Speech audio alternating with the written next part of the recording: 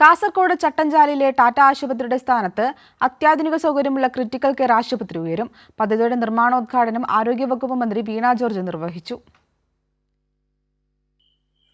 Covid പ്രതിരോധത്തിൽ കാസർഗോഡ് നിന്ന് സംസ്ഥാനത്തിന് തന്നെ മാതൃകയായി ഉയർന്ന ചട്ടഞ്ചാലിലെ ടാറ്റ ട്രസ്റ്റ് കോവിഡ് ആശുപത്രി സമുച്ചയത്തിലാണ് ആധുനിക സൗകര്യമുള്ള ആശുപത്രി നിർമ്മിക്കുന്നത്. വലിയ ദുരന്തങ്ങളും പകർച്ചവ്യാധികളും നേരിടുന്നതിനുൾപ്പെടെയുള്ള സംവിധാനങ്ങൾ ആശുപത്രിയിൽ സജ്ജമാക്കും.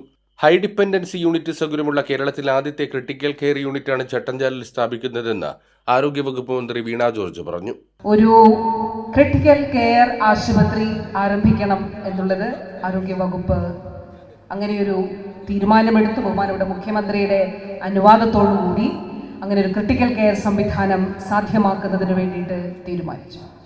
28 കോടിയോളം രൂപ ചെലവഴിച്ചുകൊണ്ടാണ് ഈ ക്രിട്ടിക്കൽ കെയർ ഹോസ്പിറ്റൽ നമ്മളിവിടെ നിർമ്മിക്കുന്നത്. ചടങ്ങിൽ CH കുഞ്ഞമ്പു MLA അധ്യക്ഷനായി.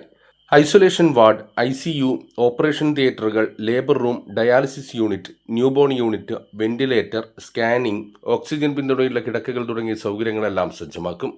ഇതിനായി 3 നിലകളിലായി 45,000 ചതുരശ്ര അടിയുള്ള കെട്ടിട സമുച്ചയം നിർമ്മിക്കും. 50 കിടക്കകളുള്ള ആശുപത്രിയുടെ നിർമ്മാണ ചുമതല HLL-നാണ്. ജില്ലാ പഞ്ചായത്തിന് കൈമാറിയ ആശുപത്രിയിൽ ആയുഷ്മാൻ ഭാരത് പദ്ധതിയിലൂടെ 23.5 കോടി രൂപ ഉപയോഗിച്ചാണ് അടിസ്ഥാന സൗകര്യമൊരുക്കുന്നത്. IPOP സമുച്ചയം നിർമ്മാണത്തിനായി ദേശീയ ആരോഗ്യ ദൗത്യം 4.5 കോടി രൂപയും അനുവദിച്ചിട്ടുണ്ട്. കൈരളി ന്യൂസ്, കാസർഗോഡ്.